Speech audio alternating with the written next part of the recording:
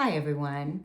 In the spirit of the new year, I just wanted to share 5 powerful self-inquiry questions that you can sit with, meditate on, journal on if you want to. So maybe grab your hot cup of tea and cozy up and pull out your journal.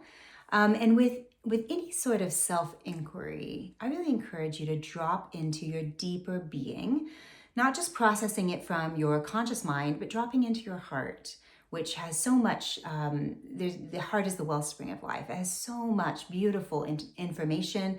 Your heart is your doorway to your core. It's a connection with God in the heart. So when we drop into more of an awareness of the heart, then the wisdom comes forward as we're asking these questions.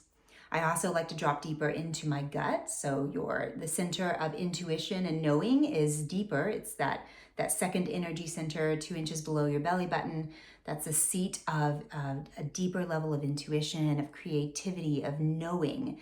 And so when we will drop our awareness deeper as we're processing, sometimes we get insights that are very powerful. And remember, anything that comes from God has a sense of lightness and peace. And it just lands in your body with a sense of like, yeah, that's right. It doesn't come with condemnation or fear or heaviness.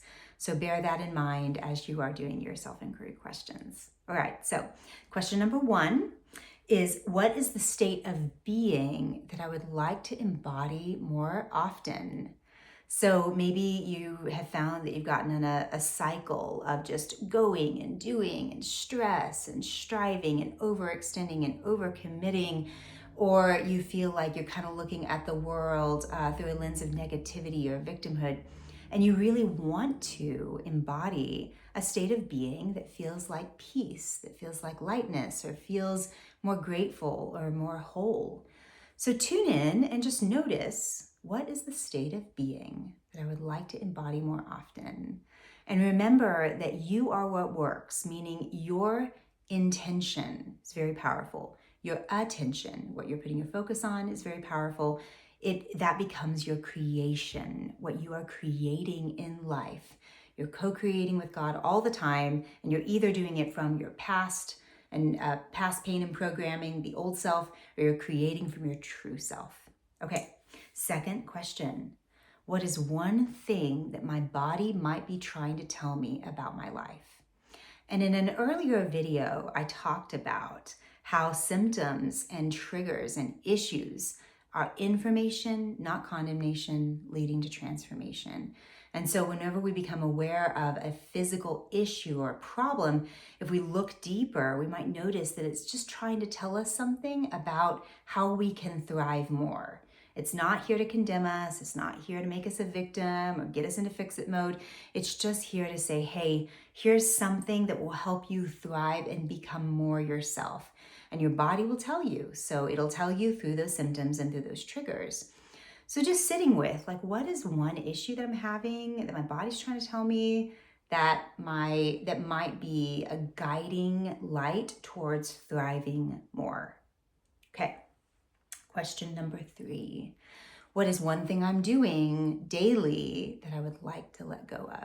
So this can be super practical. And I always tell people, just do one thing. Start with one thing. Don't overwhelm yourself. Let's do one thing at a time. So maybe you have a sugar addiction. You're like, man, I'm just going to say no to sugar and I'm going to replace it with the healthy stuff, right? Maybe there's a kind of a daily pattern that you find yourself in that you want to rewire. And so just notice, what is one daily habit or pattern that I really want to let go of? Again, start with one, because if we don't scatter ourselves or overwhelm ourselves, there's less likelihood that we'll self-sabotage. But when we get overwhelmed, there's more likelihood we're going to get into that sabotage mode. So one thing at a time, okay? Fourth question, what is one daily habit that I want to integrate right now? And it could just be replacing that habit that you're wanting to let go of. It could be that you want to be much more consistent with your meditation or your breath work or your tapping, or you want to be really consistent with movement or grounding or watching the sunrise, or just any sort of wellness practice. And again, if you integrate one thing at a time, less overwhelming. All right. So what's one thing you want to integrate? Question number 5. Is there something I am holding on to that is keeping me from freedom? And this question could, again, be very multifaceted. It could be that there's an old wound or an old resentment or maybe old unforgiveness that is weighing you down or holding you back. So, what is one thing that you are maybe holding on to that's keeping you from freedom? And if you just sit with that and just ask yourself that question, or maybe you're holding on to an idea like, people are against me, or there's something wrong with me, or there could be any sort of belief that you're holding on to that's just blocking you from the life that you are meant to live, the life that feels full of freedom and joy and gratitude and hope. And so these old beliefs can feel very, very familiar, but doesn't mean they're true. And it doesn't mean that you're stuck with them either. So I hope these 5 questions are supportive to you. I hope you enjoy just really sitting and being with them at a deeper level. And that's all for now. All right.